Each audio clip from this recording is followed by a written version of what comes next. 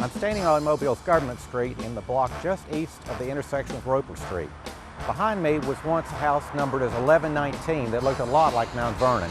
We don't know what the original house looks like, we have no pictures, but this house was purchased around 1901 by J. Howard Wilson and his wife Sarah.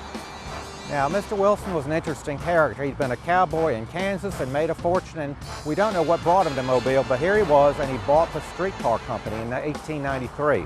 At that point, it was run by mules and horses.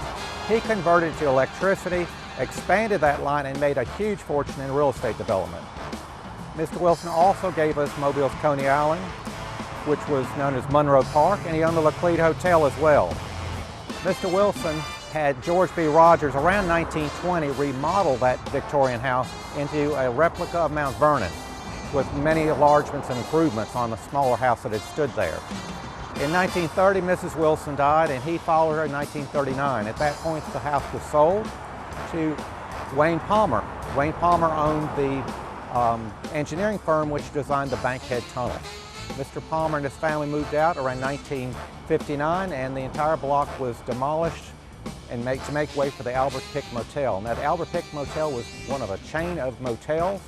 It didn't last, and after it went out of business, the building stood there vacant for a number of years until it was converted by a group of attorneys into office space, and that's how that building is occupied today.